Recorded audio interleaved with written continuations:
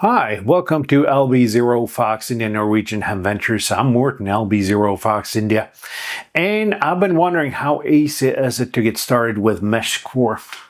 And my friends over in AliExpress sent me two of these, the Heltec V3 boards, 868 megahertz boards, and you know what? I'm going to see if it's easy to get started with Meshcore. So why don't we move over to the workbench and start assembling this board into a case and get our Meshcore companion up. Then we're gonna see how easy it is to set everything up. And finally, we're gonna try to send a message with this. So what do you say? Let's get started. And if you haven't heard about AliExpress before, AliExpress is an online marketplace where you can get pretty much anything. And by anything, I mean anything. In this case, they sponsor me with a couple of LoRa boards, but they have everything there. I use AliExpress mostly for ham radio gear, and it's a great selection. And, well, the quality is varying from the really bad to the really good, and from the really cheap to the way too expensive. But, well, as I said, AliExpress sponsored this video. There will probably be some discount codes over there or over there during the video. We'll see what happens. And, well, let's get back to today's scheduled programming. So, I'm at the workbench with the components. Well, according to me, you need to build this Meshcore companion. What we have here, let's first take the stuff that's supplied from AliExpress here, and we'll go through the rest. That's this LoRa Heltec V3 LoRa board. Inside here, we have the board itself, which is here. We have a couple of pin headers. We have an antenna we're not going to use. And we have a battery connector, which we're not going to use because I've already soldered a similar connector to this battery. Remember, when soldering battery connectors, keep the positive and negative side apart all the time. And then we have the adapter to SMA here, which has one of these IPX plugs, I think they're called. I hate them. Honestly, I do hate them, to an SMA. So what we're going to need here is the board itself, the antenna adapter, and that's about it. And there's also an antenna in here, but with the package from the Heltec AliExpress store, I also got a little bit longer antenna here. So we're going to use this. So we're going to just take this away. In addition to that, we have a 3000 milliamp battery here. I got this off of AliExpress, and I've been using this for another project, but I'm just going to recycle it into this. LiPo battery, nothing really magical about that. And then we have some 3D printed ports here. We have what's going to become the case here, 3 ports. We have the top here. We have the buttons. Let's just push the buttons in right away.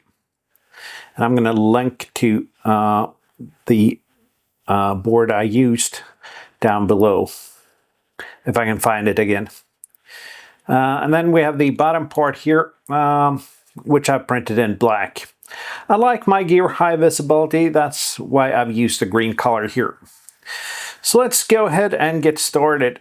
The first thing we're going to do is the thing I hate the most in ham radio, and that's mounting this IPX plug here. And there's so much risk of just damaging the plug on the board or the plug here on the connector. So, well, it clicked straight on this time. And then it's time for something a little bit magical here. I'm going to zoom in for this. We got to peel the plastic. Apparently you guys like watching people peeling plastic. So let's get the board seated here first, and it's going to sit with the USB-C connector here towards the top. What you need to do is just make sure that the antenna connector is going out on the side here. So just push it in with the USB plug. Make sure that nothing of the cables get squeezed. Then it's just a matter of wiggling, pressing this thing in, and it might take a couple of tries. it doesn't always go perfectly on the first try.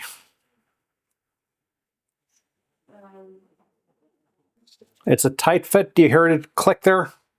That means that it's seated okay. Turn it around. Check that the buttons click. They do. Now it's time for the antenna connector here. And first thing we're going to do, we're going to unscrew the nut here and the spacers.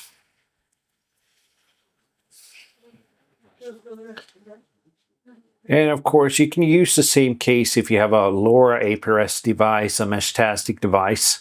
Some of these are keyed, these cases are keyed, and there's a little bit of an indent here for the other side of the connector. This one is not.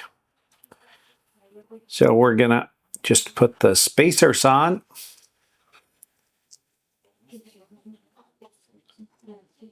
And we're gonna put the nut on here. And if my camera's chasing focus, I'm sorry, but I have no way of controlling that while I screw this on. So what I usually do, I hand tighten it as good as it gets.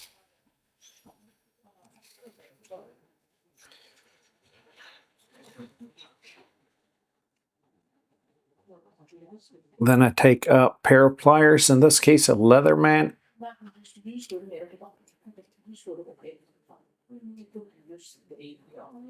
And I tighten this as tight as my gut tells me to do this.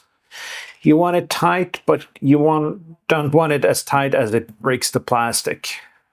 This seems tight enough. Then there's the matter of routing the cable here, which, well, there's no ideal way, but just routing the coax so it doesn't squeeze in here some way. It's gonna be, by all means, not ideal. Then it's a matter of connecting the battery. The battery here has a small plug, and it's a matter of finding the right way to attach the battery. I think this is the right way, and this is always somewhat of a tight squeeze for me, but we managed to get it in there. Not sure if this battery has any power left on it. It probably doesn't, so that's why it doesn't boot here. Let's hope that's the reason. We're going to get back and have it charged after assembly here. Then it's a matter of attaching the battery to the bottom case here. Just a little bit of electrical tape. And I just roll it up so it becomes kind of a poor man's double-sided tape. Attach that to a couple of places around here.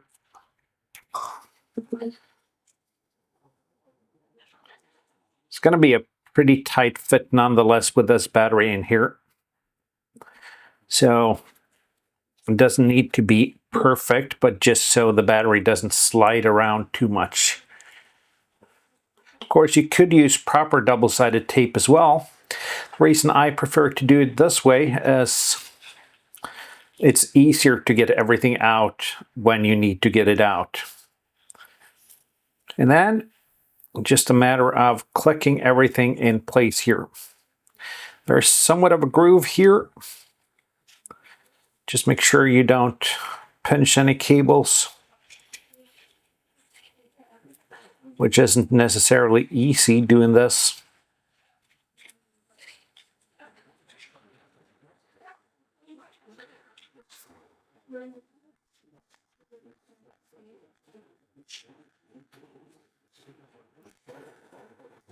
And we do have something pinching in here. Either that or we just made this just too tight with this battery.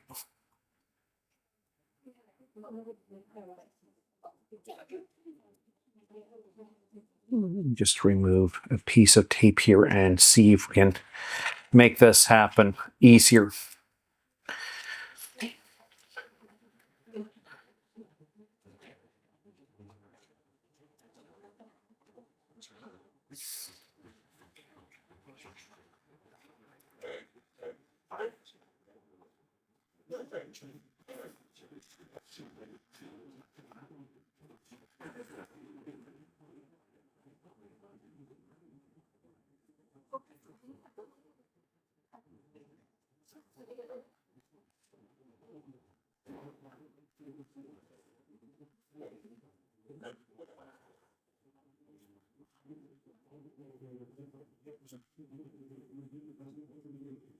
There we go.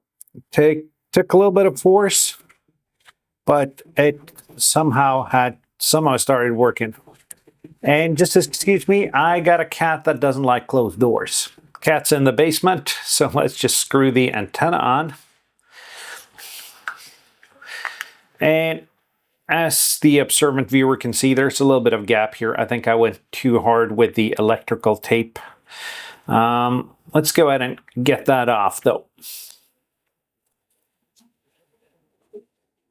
And I'm just happy that I didn't use proper double-sided tape because, well, then we'd have a hard time getting this thing off. Got the battery in here. Let's see if we can route the cables properly so they don't get pinched. Because you do not want these cables pinched in here. Yep.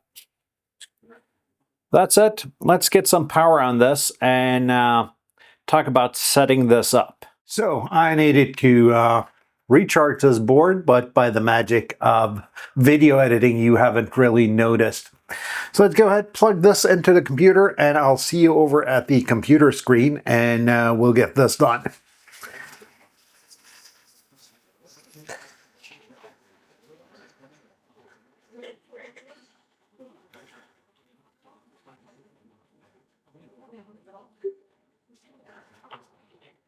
And we're over here on the computer screen, and we're gonna just go over here to just Google Meshcore or go to meshcore.co.uk. What happens here is we get a little bit of an overview here about Meshcore. We're not going to look at that now. What I am going to do though is I am going to get the device manager up and have a look, and I'm going to drag this over to the screen we're at.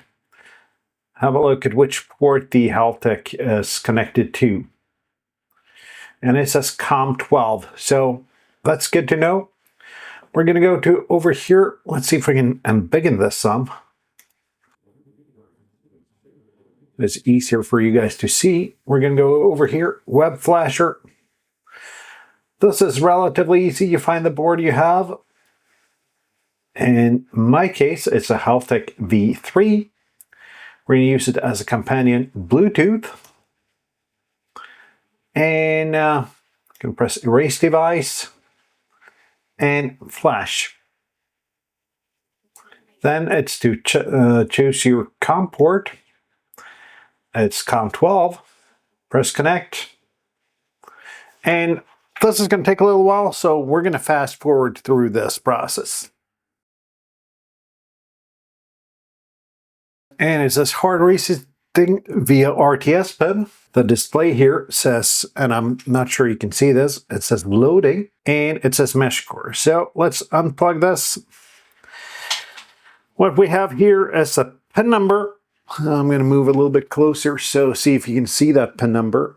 And you saw pin number here. I need to recharge this just a little bit so we can get everything set up, and we'll be right back. And I guess this is time to tell you that I've been cheating a little bit.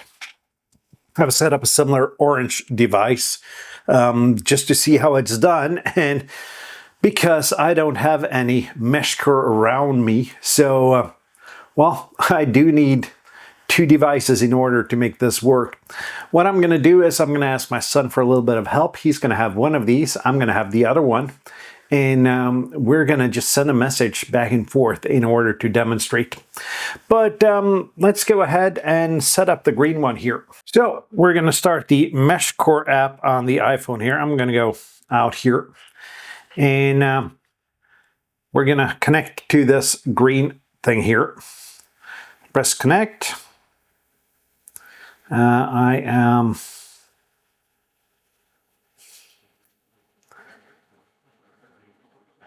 and we got another node up here. Let's see that this is the right one. It ends with a DC, so I'm thinking this is the right one. Ask me to enter the pin. 342836. 342836. Gonna connect these. It says fail to fetch device info. This happened to me yesterday. What I did yesterday was simply just close down the Meshcore app, start it again, press connect, and connect to the same device, and it syncs up. So we're going to set this up. Press the cogwheel here. Choose a preset for EU, UK. And I'm going to press the check mark. Now we're going to give this dingus a name. And I am just going to name this LB0FI green. That way I can differentiate the two once. So we have the green setup, we have the orange setup. Now we'll get this set up to my kid's phone and then we'll see what happens. So, got everything set up here. I have my daughter in the other room and not my son, as I said. So let's go ahead and send a message just to see that this works. And as you can see, I said hello. Let's see if she replies.